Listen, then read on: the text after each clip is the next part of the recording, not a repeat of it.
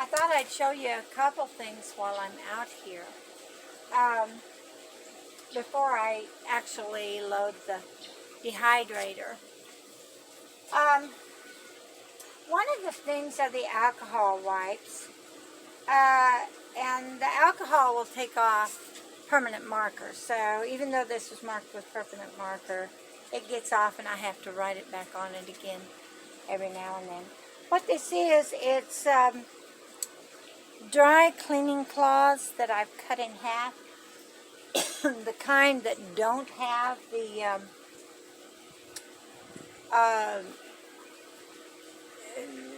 kind of sticky stuff on them. If you can get them, the cheaper they are, usually the better they are, though sometimes you can get some that are just everything free and they're wonderful. Cut them in half and then put them in a small container and fill it just to the top of those things with 70% alcohol. You can squeeze them out and they're wonderful for wiping down cabinets. I came up with this when the world was void of cleaning wipes. I found my own way to make cleaning wipes. The other thing I was going to show you is that I keep my dehydrator out here. And I keep a tub bottom over the top of my dehydrator when it's not in use, and that really it keeps it from getting wet.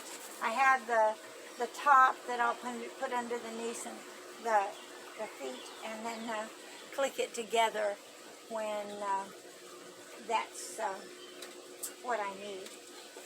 3 of these trays and probably 4, and the wind is coming up, so it's going to be a little bit of a obnoxious thing. I make a little fold on these pieces of parchment because, well, it works. So I'm sure I'm going to be using at least 3 of these. I may end up using 4.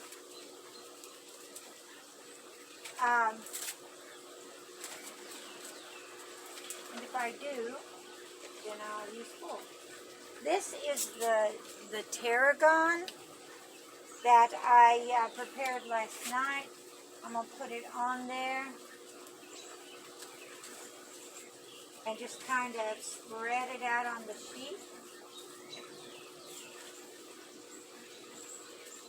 Tarragon and mint do okay in the dehydrator together. Some things are not complementary, but Tarragon and mint work okay. When I'm doing Thai basil or something like that, when I'm doing the flowers, then I have to use cheesecloth instead, because they'll blow all over the place, and I have to put some cheesecloth over the top, under and over them, and just kind of sandwich them into cheesecloth. Yeah, it's going to take probably at least 3 and maybe 4 of these for the mint leaves. You don't really have to have this for the mint leaves, but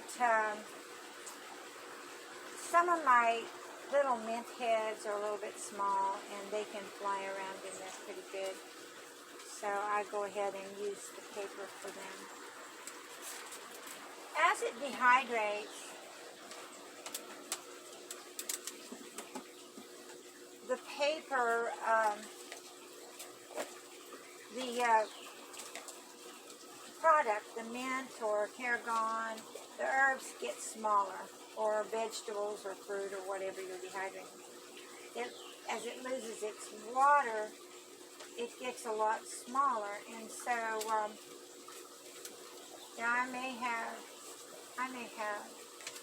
4 trays.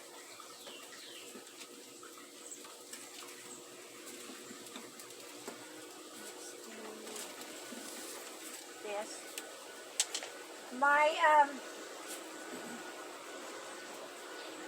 dehydrator came with these kind of trays, covers, and they're pretty good, but I prefer the paper. The parchment paper works really good. You can throw it away when you're done with it. And I actually like it better than the little plastic tray covers. For some things you don't use a tray cover. Jerky, when you're making jerky, you don't use a tray cover. When you're making banana chips, you do. To get this mint all dry. But I think I'll get it on this one. The reason I fold that up instead of cutting it off is because it kind of keeps things from blowing shelf to shelf.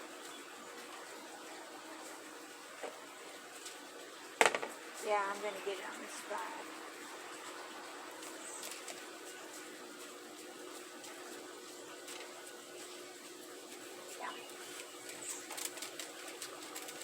This dehydrator has settings for herbs and fruit and meat and vegetables.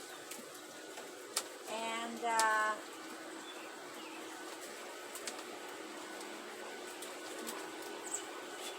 work yourself.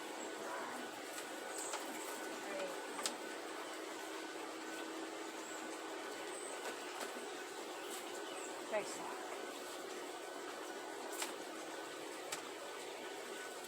There we go.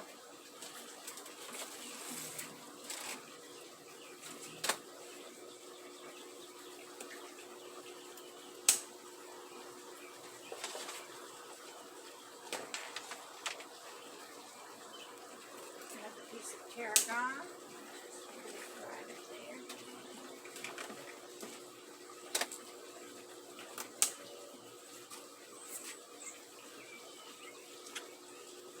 Set this for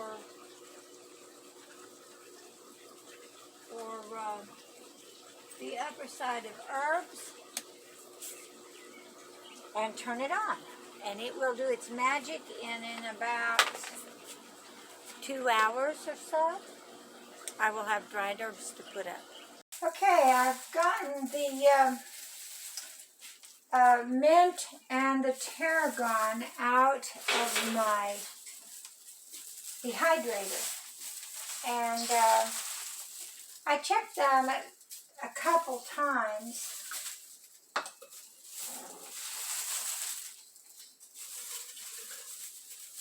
but this time when they went out, they were all ready. Last time I thought they were just about ready, but this time they were pretty much ready to go. I crushed the mint down in a little bit because those leaves are really big, and so I'll kind of crush them down in as they want to be crushed. I don't pack them hard down in to the jars, but I'll crush them down in little ways so that they hold a few more. So, there's my first jar of dehydrated mint. And I've got a lid here. I'm going to put it over it. I generally put the white lids on these that I don't heat seal. That'll stay fresh for a couple of years. Just in the jar like that. It's just amazing. I've used it. I usually date my jars when I put the label on them. But, yeah, that'll last a long time.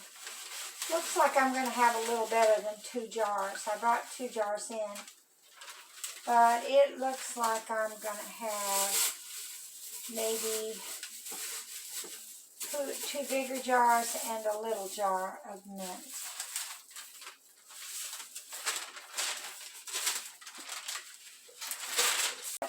it's going to go nicely.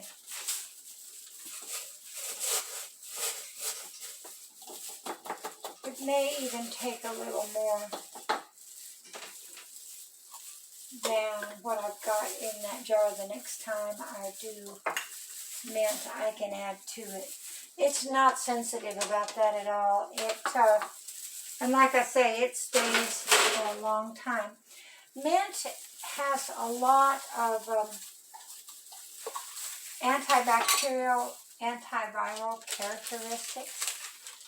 And this is the Tarragon, by the way.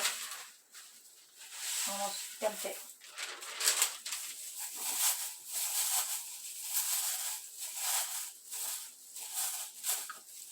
I don't crush it hard, but I will push it down into the jar a little bit.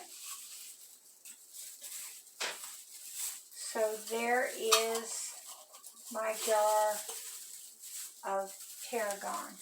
And a lot of times I give these smaller jars. I put some of it in this size jar and some of it in this jar. And I'll usually give those smaller jars away as gifts. But that is how simple it is to dry and put up mint and tarragon. The Thai basil flowers is about the same process and about the same amount of difficulty, not hard at all. Like I said, I don't really prefer common basil to be dried like that. It doesn't have the same taste and appearance. So usually I either use it fresh, and like I said, when I pick it like that, it'll stay in my freezer for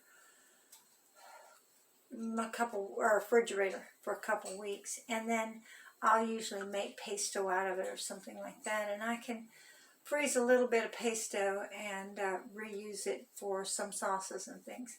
It doesn't make good fresh pesto, but it can be used in sauces and stuff like that.